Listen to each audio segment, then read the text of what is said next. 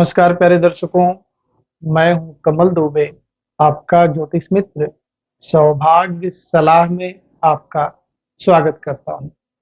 प्यारे दर्शकों, कुंडली को देख करके कैसे समझा जाए कि कोई व्यक्ति कौन सा कार्य करेगा तो जीवन में सबसे ज्यादा सफल होगा, अर्थात कौन से आजीविका का चयन करें कि उसमें आप सबसे अधिक सफल होंगे। इसके लिए आज की कुंडली हमने लिया है हमारे भारत के यशस्वी प्रधानमंत्री श्री नरेंद्र मोदी जी की कुंडली। और लग्न कुंडली की बात करें तो वृश्चिक लग्न की कुंडली है। लग्न में ही चंद्रदेव और मंगल देव विराजमान है। मंगल देव इस कुंडली के लग्नेश भी हैं, शरीर के स्वामी भी हैं, और वह शरीर पे ही विराजमान है।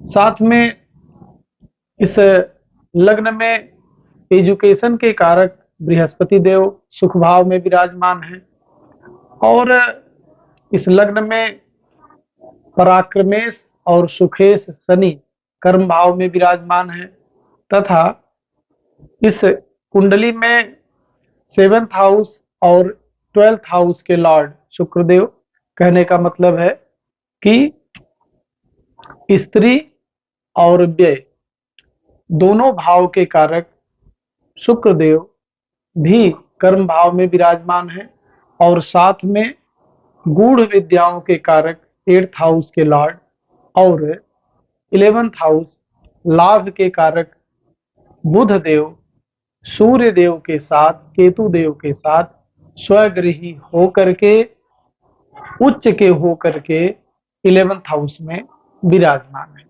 विषय हमारा है कि हम कौन से आजीविका का चयन करें, कौन सा कार्य करें कि उसमें सबसे अधिक सफल होंगे। इसके लिए आपको जो रॉ मटेरियल की जरूरत पड़ेगी वह है राशियों के स्वभाव की जरूरत पड़ेगी, और साथ में लग्न से दशम भाव की जरूरत पड़ेगी, चंद्र लग्न से दशम भाव की जरूरत पड़ेगी, और साथ में सूर्य से दशम भाव की भी जरूरत पड़ेगी। सबसे पहले चर लग्न की बात करें। चर का मतलब होता है चलायमान। जो तत्वों के आधार पे चर लग्न की बात की गई है उसमें हमारा पहला लग्न, चौथा लग्न, 7वां लग्न और 10वां लग्न आता है। मेष लग्न, कर्क लग्न, तुला लग्न और मकर लग्न यह चर लग्न में आती है। स्थिर लग्न में वृषभ, सिंह, वृश्चिक और कुंभ यह स्थिर लग्न में आती है। द्वि स्वभाव लग्न में मिथुन, कन्या, धनु और मीन, ये जो 4 राशियां हैं यह आती हैं द्वि स्वभाव राशि के अंतर्गत। प्यारे दर्शकों, आजीविका का चयन करने के लिए सबसे पहले लग्न को देखना है और लग्न से दशम भाव तक गिनते हुए आना है। जैसे आप गिनिए 1 2 3 4 5 6 7 8 9 10। दशम भाव तक आपने गिन लिया।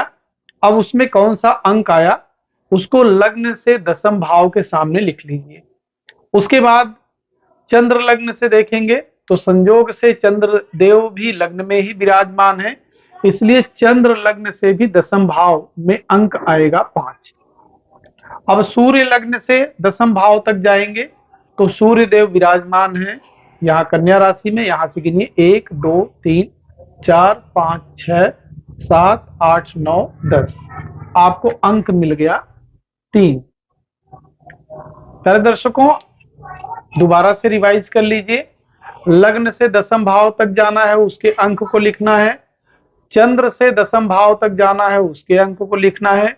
जहां पर लग्न कुंडली में सूर्य देव लिखे हैं वहां से दशम भाव तक जाना है और उसके अंक को लिखना है।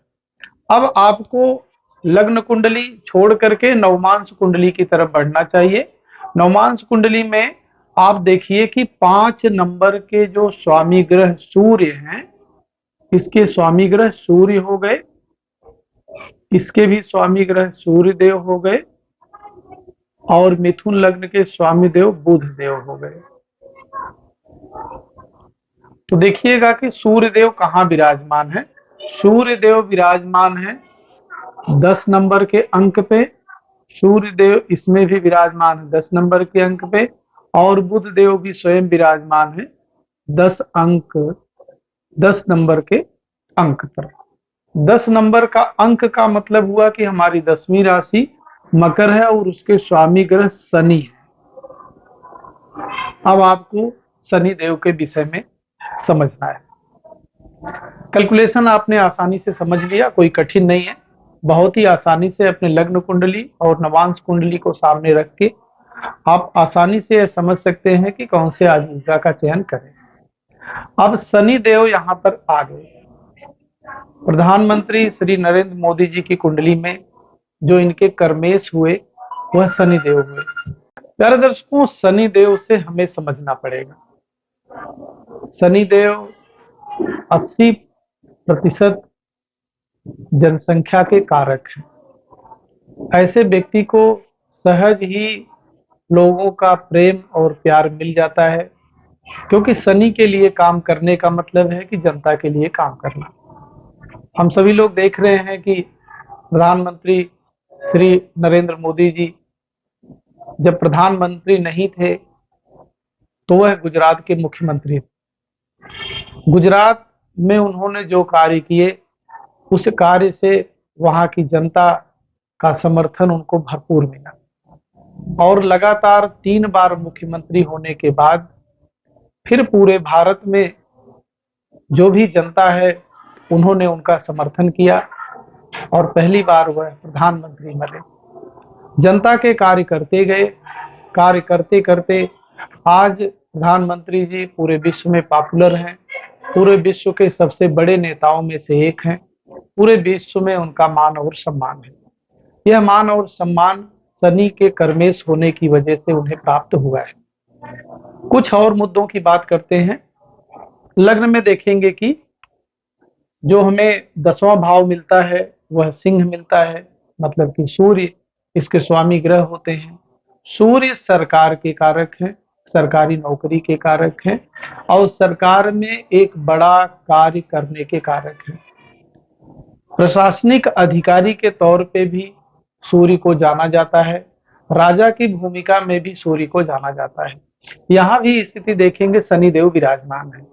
एक ऐसा राजा जो कि जनता के लिए कार्य करना चाहता है, एक ऐसा राजा जो कि शुक्र से संबंधित भी कार्य करना चाहता है। शुक्र हम सभी जानते हैं कि स्त्रियों के कारक हैं, स्त्री कारक हैं, वैभव के कारक हैं, स्त्रियों को वैभव देने के कारक हैं और जीवन में स्वयं वैभव प्राप्त करने के कारक हैं। मोदी जी के कार्य करने की शैली हम सभी को पता है। मोदी जी अपने ही धर्म में नहीं बल्कि मुस्लिम भाइयों के लिए भी, उनकी महिलाओं के लिए भी उन्होंने ट्रिपल तलाक जैसे मुद्दे को समाप्त किया। महिलाओं के लिए विशेष कार्य किया, महिलाओं को विशेष सम्मान दिया और महिलाओं को न्याय दिलाने के लिए कठोर से कठोर कानून बनाए। इस प्रकार से हम किसी भी जातक की कुंडली को देख करके आसानी से समझ सकते हैं कि व्यक्ति किस कार्य के लिए बना है, कौन से ग्रह के कार्य करके वह सबसे ज्यादा सफल होगा। तो मोदी जी की कुंडली देख करके बहुत ही स्पष्ट हो जाता है कि राजनीति में जनता का समर्थन उनको प्राप्त है, पॉपुलर हैं और गरीबों के लिए कुछ करना चाहते हैं। गरीबों के लिए उन्होंने बहुत कुछ कार्य किए भी, जैसे कि उज्ज्वला योजना, इसके बाद से गरीबों को पेंशन देने की योजना, गरीबों को सम्मान देने की योजना, गरीबों को कुछ न कुछ उपहार देने की योजना, किसानों के लिए कुछ बड़ा कार्य करने की योजना, आम पब्लिक के लिए बहुत कुछ योजनाएं इनके सरकार में आई। इससे आम जनता इनसे काफी खुश है और इनका सम्मान करती है। प्यारे दर्शकों, आप भी अपनी कुंडली को देखिए और देख करके समझिए कि आपका कार्य क्या है, कौन से कार्य में सबसे अधिक सफल होंगे। फिर ऐसे ही एक महत्वपूर्ण विषय पर आपसे चर्चा करेंगे। आप सभी दर्शक हमसे जुड़े, आप सभी का बहुत बहुत धन्यवाद।